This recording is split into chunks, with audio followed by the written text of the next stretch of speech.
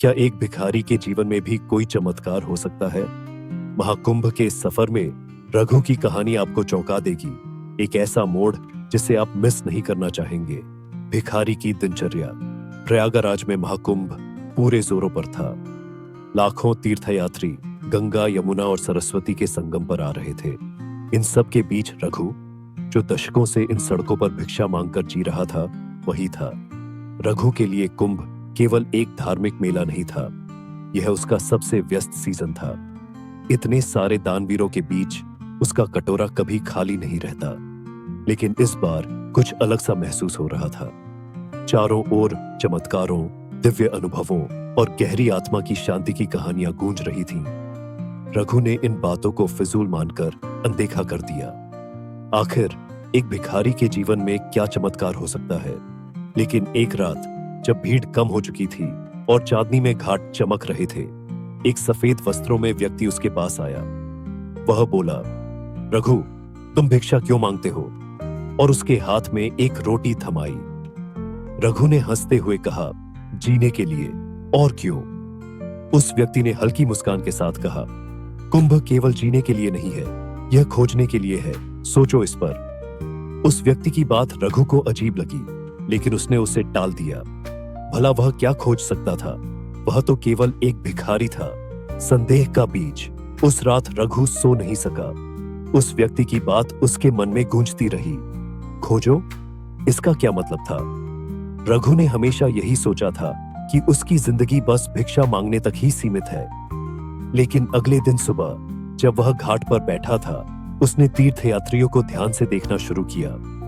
उन्होंने अपने विश्वास के साथ संगम में स्नान किया। उनके चेहरों पर उम्मीद और शांति थी। उसने एक बुजुर्ग महिला को देखा जो अपने पूजा का सामान उठाने में संघर्ष कर रही थी। कुछ अजीब हुआ, लेकिन इस बार उसने उसे अनदेखा करने के बजाय मदद करने का फैसला किया। महिला ने उसे आशीर्वाद दिया और पहली बार रघु के दिल में एक अजीब सी गर्मजोशी महसूस हुई। इसलिए उसने तीर्थयात्रियों को भिखारी की तरह नहीं, बल्कि इंसानों की तरह देखना शुरू किया। वह बच्चों को रास्ता दिखाने लगा, अपनी रोटी बांटने लगा और दूसरों की मदद करने लगा। धीरे धीरे उसकी जिंदगी बदलने लगी। घाट पर परिवर्तन। रघु अब पहले की तरह भिक्षा मांगने को प्राथमिकता नहीं देता था, लेकिन उसका यह परिवर्तन आसान नहीं था। कई बार वह खुद से पूछता, मैं ये सब क्यों कर रहा हूं? फिर भी हर बार जब उसने किसी की मदद की और उनके चेहरे पर मुस्कान देखी, तो उसे एक गहरी शांति महसूस हुई। एक शाम जब सूरज घाट को सुनहरे रंगों से रंग रहा था, सफेद वस्त्र वाला वही व्यक्ति फिर से आया। तुम बदल गए हो, उसने कहा, रघु के पास बैठते हुए। रघु हिचकिचाया। मुझे समझ नहीं आ रहा है। दूसरों की मदद करने से मुझे खुशी मिल रही है, लेकिन मैं तो अभी एक भिखारी हूं। मेरे पास कुछ भी नहीं है। वह व्यक्ति मुस्कुराया। कुंभ धन या स्थिति के बारे में नहीं है, यह खुद को खोजने के बारे में है। तुम हमेशा से अमीर थे रघु, बस तुमने कभी अपने अंदर झांक कर नहीं देखा। उसकी बातें रघु के दिल को छू गईं। अब मुझे क्या करना चाहिए? उसने धीरे से पूछा। देते रहो, सेवा करते रहो, उत्तर खुद ब खुद मिल जाएंगे, उस व्यक्ति ने कहा। इसलिए रघु ने अपने नए रास्ते को अपनाया, भले ही वह अनिश्चित था। संत भिखारी। दिन हफ्तों में बदल गए। रघु अब महाकुंभ का एक जाना पहचाना चेहरा बन चुका था। भिखारी के रूप में नहीं, बल्कि एक सेवक के रूप में। तीर्थयात्री अब उसे दान देने नहीं, बल्कि उसका आशीर्वाद लेने आते थे। लेकिन रघु का सफर आसान नहीं था। ऐसे पल आते थे जब उसे संदेह होता था कि उसकी छोटी छोटी मदद से क्या सच में कोई फर्क पड़ रहा है। इसलिए वह तीर्थयात्रियों की मुस्कान और उनके आशीर्वाद को याद करता। ये छोटे छोटे पल उसे उसकी राह पर टिके रहने की ताकत देते थे।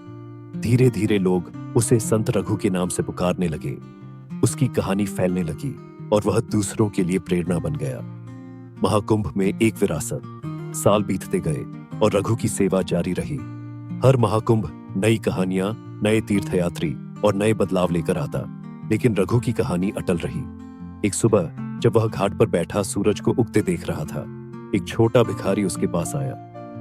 बाबा, आप क्या खोजते हो? लड़के ने पूछा। रघु मुस्कुराया। उसकी आंखें अनुभव से चमक रही थीं।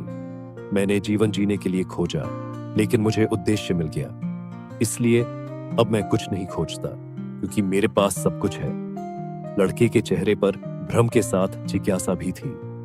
रघु जानता था कि उसकी बात ने लड़के के मन में एक बीज बो दिया है, जैसा कि कभी उस सफेद वस्त्र वाले व्यक्ति ने रघु के मन में बोया था। और इस तरह परिवर्तन का चक्र चलता रहा।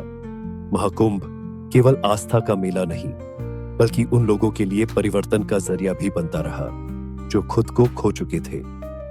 अगर आपको रघु की प्रेरणादायक यात्रा ने छुआ, तो नीचे कमेंट करके बताएं कि आपने इससे क्या सीखा।